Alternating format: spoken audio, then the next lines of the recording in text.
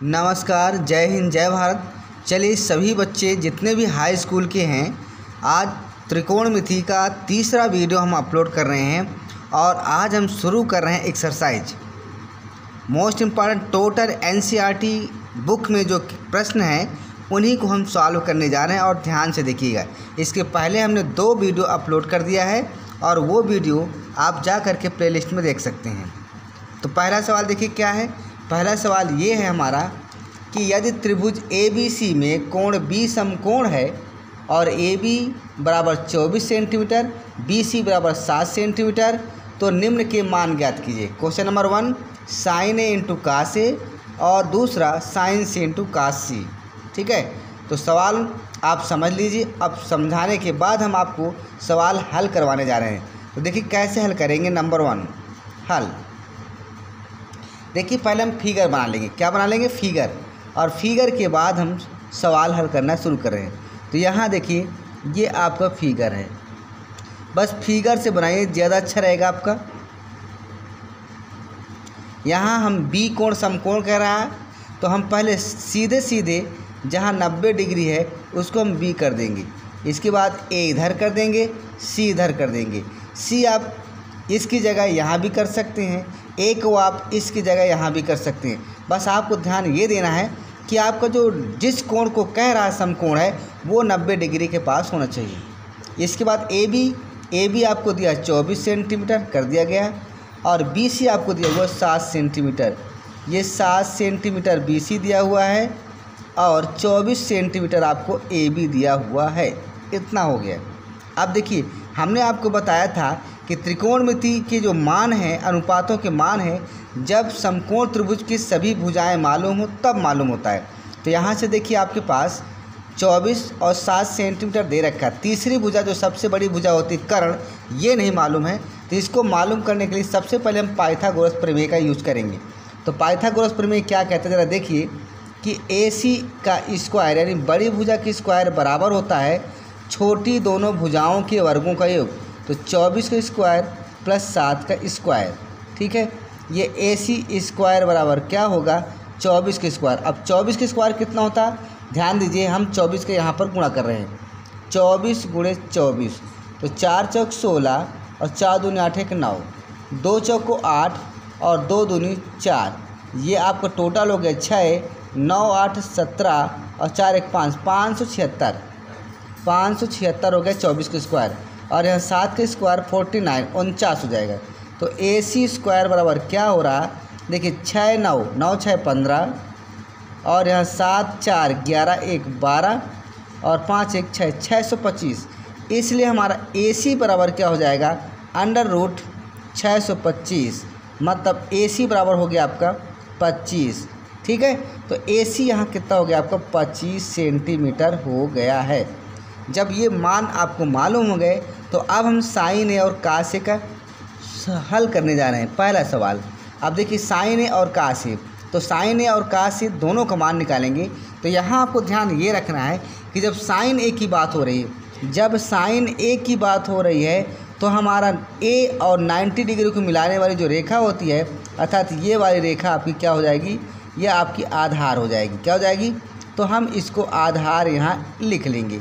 और इसके बाद जो आपकी दूसरी छोटी भुजा बची हुई है इसको हम लंब कर लेंगे। क्या कर लेंगे? लंब। और ये तो आपका कर्ण है, इसमें कोई शंका नहीं, क्योंकि जो बड़ी भुजा होती है वो कर्ण होती है।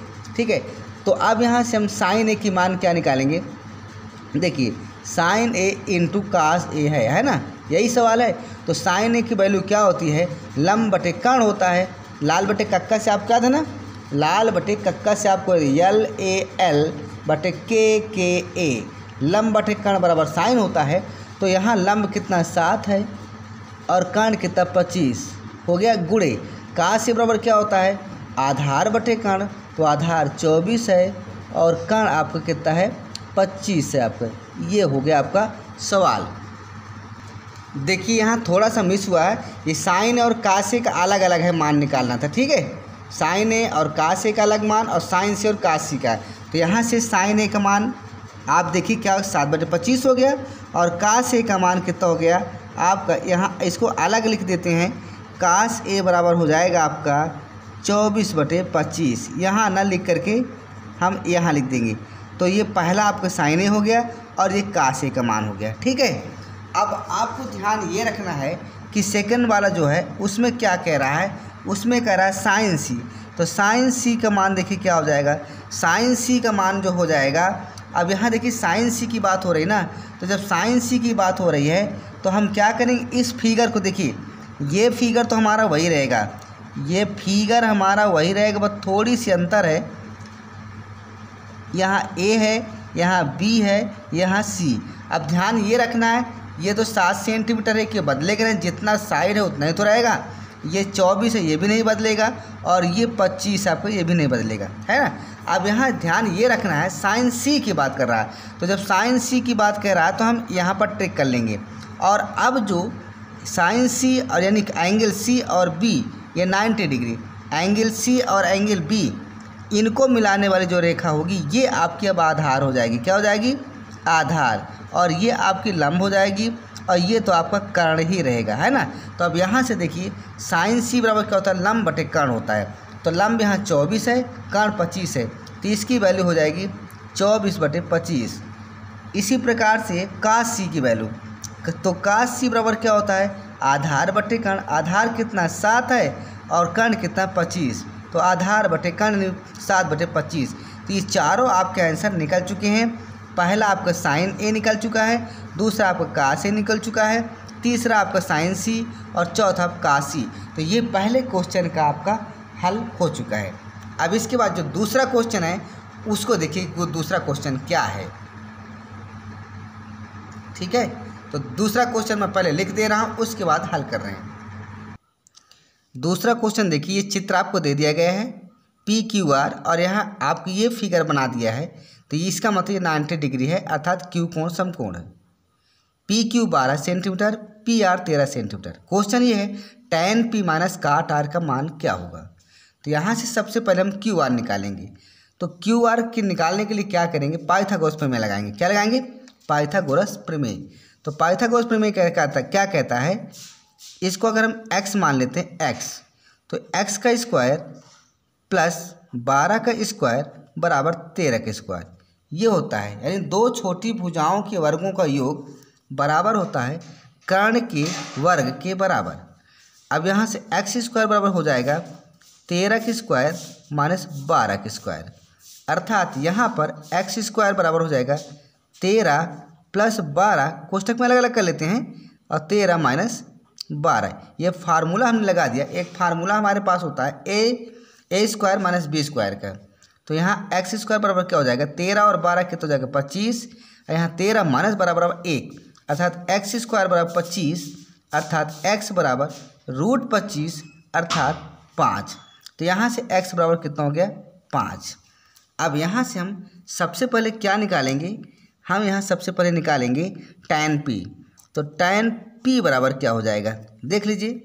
जब tan P की बात हो रही है, जब tan P की बात हो रही है तो हम यहाँ ऐसे टिक लगा लेंगे, और ये आपकी आधार हो जाएगी। क्या हो जाएगी, ये आधार।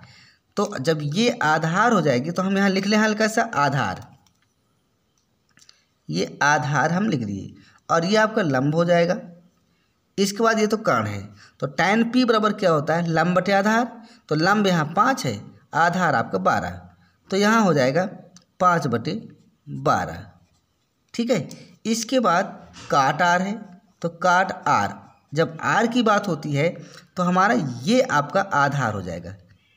ठीक है, सेकंड केसेस में क्या होगा, अगर R की बात हो रही है तो ये हमारा जो आपका लंब था, अब ये हमारा आधार हो जाएगा। क्या हो जाएगा, आधार, और जो ये आपका आधार था ये हो जाएगा लंब। ठीक है, तो यहाँ से काट R बराबर होता है आधार बटे लंब। तो आधार कितना यहाँ पर 5 है, और लंब कितना है आपको 12। जब दोनों tan P और काट R के मान निकल आए तो सवाल हमारा जो है tan P माइनस काट R, ये बराबर क्या हो जाएगा 5/12 माइनस 5/12 अर्थात 0। अर्थात tan P माइनस काट R बराबर हमारा हो जाएगा 0। ठीक है, तो ये हमारा दूसरे प्रश्न का हल है। तीसरा जो अगला सवाल है, यदि साइन ए बराबर 3/4 तो कास ए और टैन ए का मान बताइए। तो इसको हम वाइस सूत्र के द्वारा समझाने जा रहे हैं, ठीक है। तो देखिए आपको एक सूत्र मालूम होगा कि साइन स्क्वायर ए प्लस कास स्क्वायर ए बराबर 1 होता है। साइन ए का मान दे रखा है 3/4, तो यहाँ 3/4 का होल स्क्वायर हो जाएगा और यहाँ कास स्क्वायर ए बराबर 1, तो यहाँ से हो जाएगा 9/16 प्लस कास स्क्वायर ए बराबर 1। इसलिए कास स्क्वायर ए बराबर क्या हो जाएगा 1, ये इधर जाएगा तो 9/16 माइनस में हो जाएगा।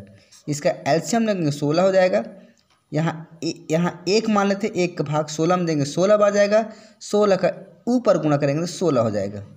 -16 का भाग देंगे 16 में 1 बार, 1 का 9 में गुणा करेंगे 9, यानी ये आपका हो गया 7/16, ठीक है। इसलिए कास ए बराबर क्या हो जाएगा 7/16 का रूट, इसलिए कास ए बराबर हो जाएगा √7/4, ठीक है। तो ये कास ए का मान आ चुका है। अब अगर यहीं से टैन ए का मान निकालना है तो टैन ए बराबर होता है साइन ए बटे कास ए। तो यहाँ से साइन ए का मान कितना है 3/4 और यहाँ से आपका कास ए का मान है √7/4। अब ये देखिए ये आपस में कट जाएंगे तो यहाँ बच गया 3/√7।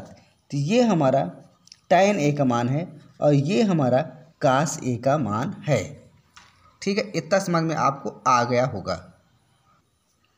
कभी कभी इस मान को दूसरे रूप में कन्वर्ट करता है, √7 का ऊपर नीचे गुणा कर देंगे तो देखिए क्या होता है 3√7 है, हम ऊपर √7 का गुणा करेंगे और नीचे भी √7 का गुणा करेंगे तो ये हो जाएगा 3/7, यहाँ 3/7 हो जाएगा और ऊपर √7। एक ये भी मान आपका दिया करता है टैन ए का।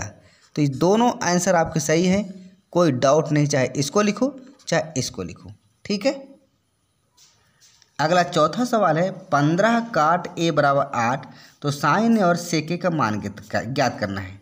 तो एक फिगर यहाँ फिगर से देख लीजिए, फिगर ज़्यादा बेटर रहेगा आपको। तो ये आपका रहा फिगर जी, ठीक है। 15 काट ए बराबर 8, हम यहाँ ए कर देते हैं, यहाँ बी कर देते हैं, यहाँ सी कर देते हैं। अब देखिए यहाँ पर क्या कह रहा है, 15 काट ए बराबर 8, तो मतलब काट ए बराबर हो जाएगा 8/15 और काट ए बराबर क्या होता है, अब चूँकि ये हमारा ए है तो ये हमारा आधार हो जाएगा, ये हमारा लंब हो जाएगा, ये हमारा कर्ण हो जाएगा। 15 काट ए बराबर 8/15 दिया है, इसका मतलब काट ए बराबर सूत्र होता है आधार बटे लंब। क्या होता है आधार बटे लंब। इसका मतलब ये है कि जो आधार है हमारा ये लगभग 8 है और जो लंब है ये आपका 15 है। तो सबसे पहले हम AC कर्ण निकालना चाह रहे हैं, ठीक है। तो आपको पता है कि AC स्क्वायर बराबर हो जाएगा 8 का स्क्वायर प्लस 15 का स्क्वायर, ये हो जाएगा 64, ये हो जाएगा आपका 225। इनको जोड़ेंगे तो ये लगभग हो जाएगा, कितना हो जाएगा 5 4 9 और 6 2 8 और 2, मतलब AC बराबर हो जाएगा 289 का रूट, मतलब ये 17 हो जाएगा। तो यहाँ हो गया 17। जब 17 हो गया तो अब यहाँ से हम आसानी से निकाल सकते हैं साइन ए, इसलिए साइन ए बराबर क्या हो जाएगा लंब बटे कर्ण, आपको बताया गया है। तो लंब कितना है आपको भैया यहाँ देखिए 15 है और कर्ण कितना 17, ये हो गया आपका साइन ए का मान। दूसरा क्वेश्चन आपका है यहाँ पर क्या है सेक ए। तो सेक ए क्या होता है, ये होता है कर्ण बटे आधार होता है। क्या होता है कर्ण बटे आधार। तो कर्ण कितना है भैया 17 है और आधार कितना 8, तो ये आपका साइन ए बराबर 15/17 और सेक ए बराबर 17/8, ठीक है। तो आज के वीडियो यहीं तक, क्योंकि लाइट कट चुकी है और अंधेरे में मच्छर और कीड़े परेशान कर रहे हैं। आप देख सकते हैं यहाँ कीड़े चल रहे हैं, ठीक है। तो इसलिए आज का वीडियो यहीं तक। कल हम इसके आगे सारे वीडियो अपलोड कर देंगे एक्सरसाइज 1 के। इसलिए जहाँ समझ में ना आए वहाँ वीडियो रोक कर देखिएगा, और ये थोड़ा सा भी समझ में आए तो लाइक करिए, कमेंट करिए और शेयर करिए। तब तक के लिए जय हिंद, जय भारत। यहाँ पर आपको केमिस्ट्री इंटर और मैथ दोनों विषय ताबड़तोड़ पढ़ाई चालू कर दिया गया है। इसलिए जो भी बच्चे इंटर में हो केमिस्ट्री का देखिए, जो बच्चे हाई स्कूल में मैथ में हो मैथ देखिए। Bye bye.